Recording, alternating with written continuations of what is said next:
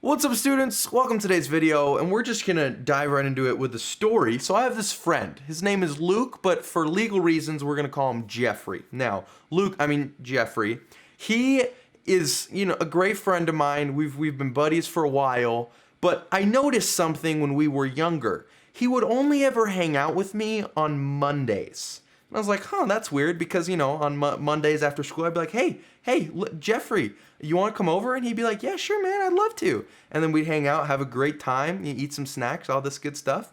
And then on Tuesday, I'd be like, hey, you want to come over? And he'd be like, nah. And, he'd never come over until the next Monday. And I finally realized the reason why he would. It's because my mom would go shopping for groceries on Monday mornings. He was just my friend to steal our food. Now, I happen to be joined today by my mother, who is Dr. Tracy. She's not actually a doctor, but for the purpose of this video, she is. And we're talking about fake friends. Now, Dr. Tracy, I have been told by your assistant that you have prepared 4 types of fake friends for us. I have, but let me be clear, I'm not a doctor, but I play one on TV. Is that not funny? Okay. I am a counselor, though. So I'm going to talk to all the students out there more like a counselor, not your mom. We'll see how I do. Okay. Well, yeah, sure. That works. I mean, it'd be cooler if you were a doctor, but, didn't get the schooling. Yeah. I guess can't fake the degree or the title. Anyways, whatever. So what is our first type of fake friend? Well, it's interesting, AJ, the example you gave, which I remember when that realization came to you about your friend Jeffrey, how he would only come over on Mondays and eat all the goldfish. That was your favorite snack. Oh, so sorry, I'm acting like your mom. Keep it focused on being the counselor. So that was an example of a user. That's a friend that chooses to be your friend because of something they can get from you. So in your case with Jeffrey, it was the hookup on good snacks. And for other people, it might be access to, let's say you have a cool boat or a vacation home, or you have a connection to a group of friends through a sports team. And so maybe a friend kind of comes alongside and wants to be your bestie in order to have access to those things. That's a person that we would call a user. And usually, like how you kind of felt over time, you kind of figured out, why does Jeffrey only want to hang out on one day a week? And why is it like we're buddies on Mondays, but then on Fridays, he wants nothing to do with me? Okay, yeah. I have been a victim of this. And I think the real point that we're trying to get across here is not like, we'll look out for these types of friends. It's kind of like, what if you're that type of friend? So for all you students out there, if you're looking at yourself like, I think I might be a little bit of a user. What should we do, Dr. Tracy, for overcoming that and not being a user anymore? Well, I think the best verse in the Bible is the Golden Rule. And what it says is that we should treat others the way we want to be treated. So I think for all of us, if we evaluate in our own hearts, am I friends with this person because I genuinely like them? Or do I know in my heart that I choose to be friends with this person because of something I want from them? And I think we need to recognize that if we have bad intentions in our heart, then we're not going to treat people with love and respect, and we're definitely not going to treat them the way we would want to be treated, because I don't know anybody that likes to be used. That's not a good feeling. You didn't like that feeling when you felt like Jeffrey was just using you for certain things. So if we want to be a good friend, or if we want to have good friends, we have to be a good friend, and we have to be honest with ourselves, what's in my own heart, how I treat people. Okay, all right. So now we know, don't be a user. What's the next fake friend? So the next fake friend is an abandoner. And this is a person that, again, it's kind of like a user. This is a person that's your best friend for a while, but then somebody else captures their attention. And so then all of a sudden they're blowing you off and hanging out with somebody else. So it's like, I thought we were friends. We would do a ton of stuff together. And then all of a sudden they were like MIA and gone. So we call that person the abandoner. Definitely been a victim of that too. it's starting to make me think. Maybe I'm just... No, couldn't be. Anyways, what's the third type of friend? So the third friend is the manipulator.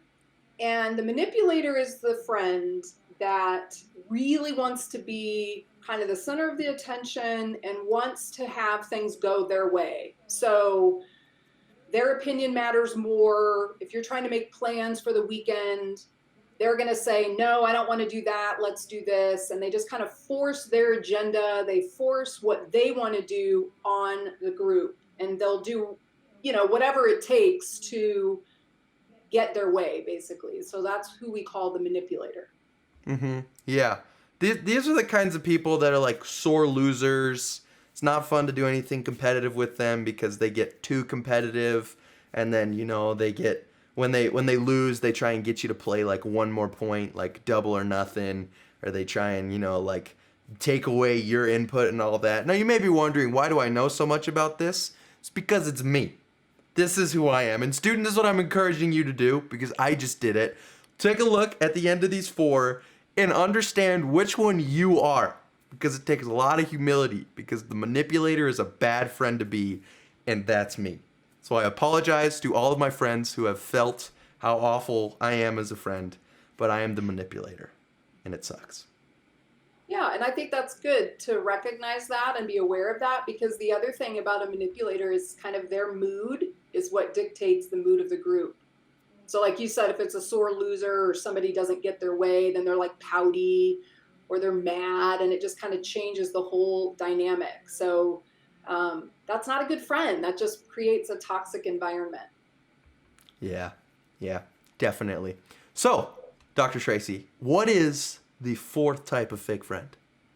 Okay, so this is one that maybe you guys have been waiting to hear, but this is the gossiper. This is the friend that is nice to your face, and then when you're not around, they're talking smack on you behind your back. And again, that's pretty obvious. I think everyone's probably been on the receiving end of gossip, and it hurts and it's terrible, especially when someone's peddling in things that aren't true about you.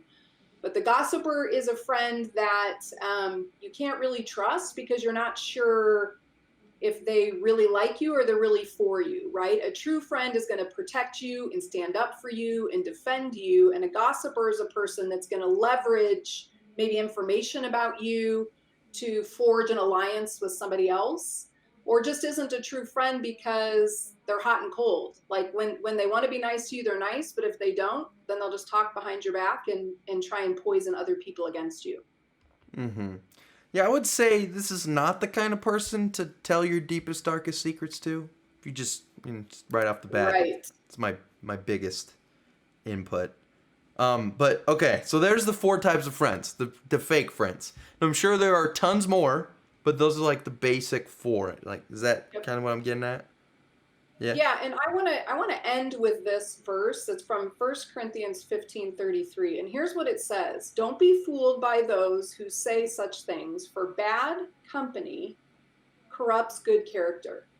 So students, what I would encourage you is be careful about the kind of friends you choose, because who you choose to be around is going to shape who you are and your character. So if you want to be a good friend, then find kids that don't have these 4 toxic, fake things about them.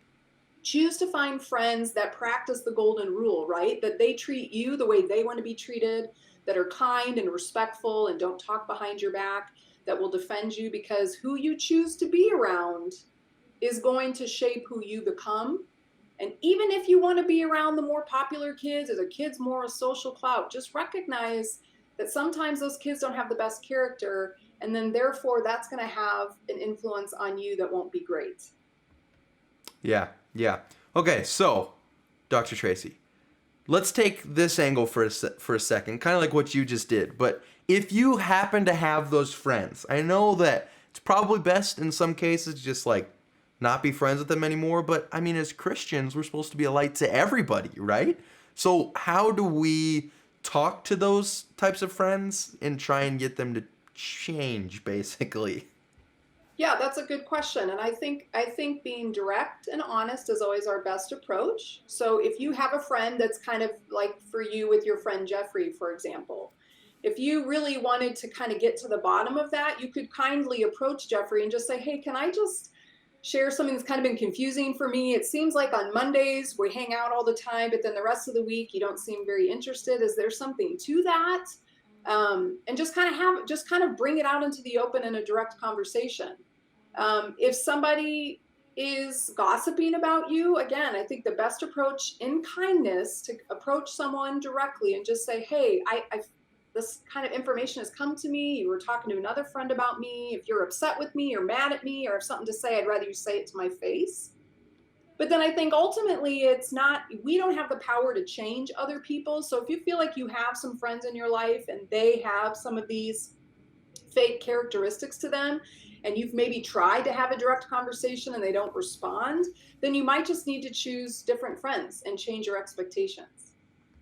Okay. All right. Well, there you have it. There's your 4 types of friends and what to do if you deal with, you have to deal with them. But remember, it is not a time right now to be focusing on other people's problems. Get rid of the log in your own eye before you worry about the speck in your friend's eye. It's that type of thing right now.